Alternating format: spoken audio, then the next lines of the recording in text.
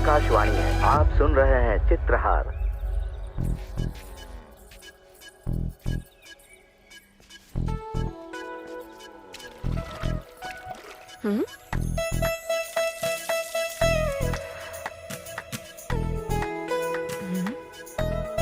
ये ऐसे क्यों देख रहा है मुझे? इसकी बुद्धि क्यों फिर गई है?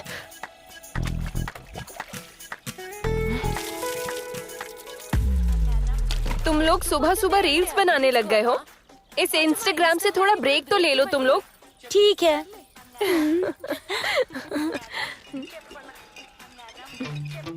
ए, क्या देख रहा है तू? दरअसल बहुत दिन हो गए ना। तू? मुझे दिन में एक बार की तो आदत है। इसकी तो। अगर तुम बुरा ना मानो तो। हाँ, बुरा ना मानो तो? बड़ा दिल करके मुझे भी दोगी क्या? ए, चुप कर। पागल हो गया है तू? क्या बोल रहा है? तू मेरे बारे में जानता नहीं है। कराटे में मैं रेनबो बेल्ट हूँ। एक घुसड़ में बम्बई जाकर गिरेगा। एक कॉफी मांगी तो ऐसे भड़क रही हो जैसे जायदाद मांग ली हो। तब से तू कॉफी के बारे में बात कर रहा था। हाँ। तो तुम्हें क्या लगा? और वैसे भी तू घर के दामाद की तरह चाय कॉफी क्यों मांग रहा है? नौकर है, नौकर की तरह रहे। रहने दो, उससे तो यही पोस्ट बेहतर है। तुम्हारे अलावा कोई और नहीं है क्या? मांगू तो मंगा भी दे देगी। क्यों मंगा? कॉफी की क्या बात है, नाश्ता भी रेडी है। अच्छा, मेरी जैसी कॉफी बनाने के लिए उसे 10 साल कॉफी डे में काम करना पड़ेगा, जो उसके बस की बात नहीं है। और ऐसी कॉफी बनाने के लिए उसे 10 साल कॉफी डे में काम करना होगा।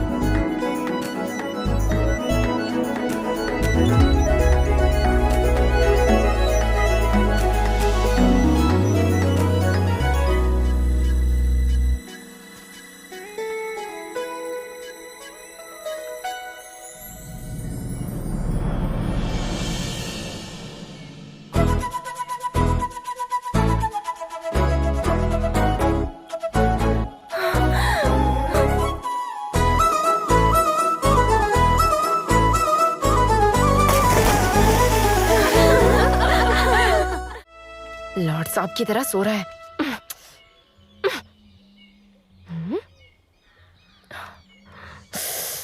अरे बाप रे।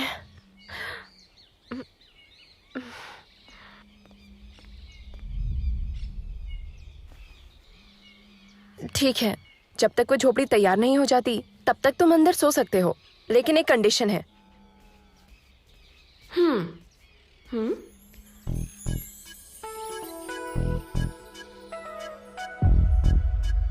ये लक्ष्मण रेखा नहीं है, रक्षण रेखा है तेरे लिए। गलती से भी अगर इसे पार करके तेरी उंगली भी इधर आ गई तो तेरा नेक्स्ट बर्थडे नहीं आएगा।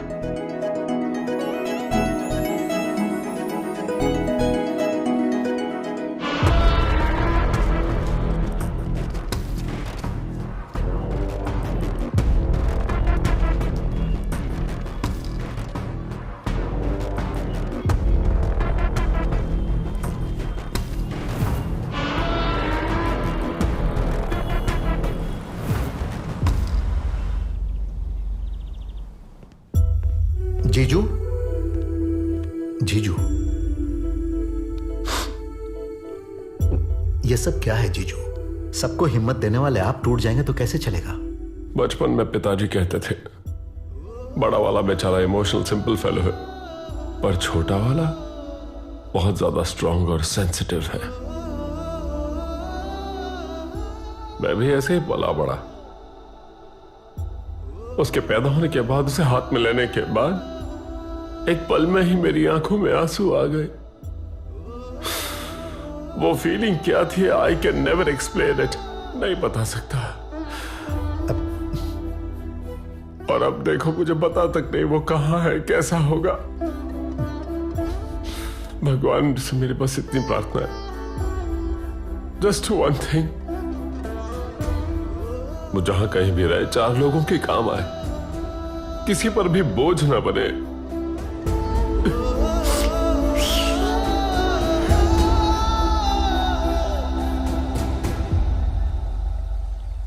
अब बस हो गया, रोक देते हैं। इस दुनिया में सभी लोग फूल देखकर खुश होते हैं, लेकिन उन्हें उगाने वाले हम लोग फूलों को देखकर आंसू बहा रहे हैं। जब तक इस गांव में वो एमएलए और उसका लड़का है तब तक हमारी जिंदगी नहीं सुधरेगी। हमारी मेहनत से उगाए हुए फूल बर्बाद हो रहे हैं। हमारी धड़कन रुक सी गई है। शहर में अपार्टमेंट में वॉचमैन का काम मिल रहा है। कम से कम उससे 2 वक्त की रोटी तो मिलेगी, बच्चों का पेट तो भरेगा, कुछ तो उम्मीद है। शहर में मुसीबतें कम नहीं होती है बाबा, यही पले बड़े हैं, हम कैसे भी यही जिएंगे। जिंदगी का संघर्ष हम उन्हीं के खिलाफ लड़ते हैं चाचा। तू चुप कर, यहाँ जीने के लिए कुछ नहीं है। और कुछ साल अगर हम यहीं रहे तो सबको इस नदी में अपनी जान देनी पड़ेगी। हमारी रक्षा करने के लिए कोई नहीं आएगा। हमारी मुसीबतों से किसी को कोई फर्क नहीं पड़ता। फूल उगाने वाले किसानों का खून नहीं चूसना चाहिए। इनके मेहनत के पैसे नहीं दे दो। हमारी परेशानियों का एक रास्ता मुझे दिख रहा है। आखिरी बार हम भगवान का नाम लेकर एक कोशिश करते हैं। अगर तब भी कुछ नहीं हुआ तो मैं भी तुम लोगों के साथ शहर चलूंगा चाचा।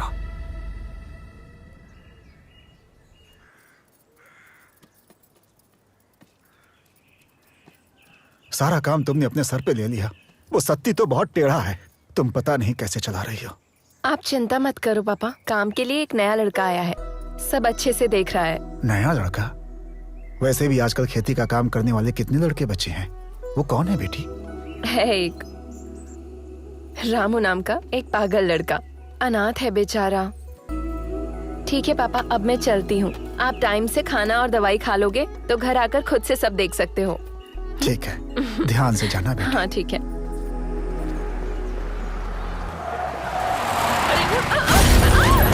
अब्बू गिर गई क्या? चलो ए अम्मू, और कितने दिन अकेले गाड़ी चलाएगी? बस एक बार हाँ बोल दे, फिर गाड़ी मैं चलाऊंगा। क्या कहती है? तेरे घर की औरतों के पास भी तो गाड़ियाँ हैं, तो उन्हें कौन चलाएगा? ओह, पैसे वाला है ना, चलाने के लिए किसी और को रखा होगा। क्या बकवास कर रही है तू? मेरे बारे में जानती है ना?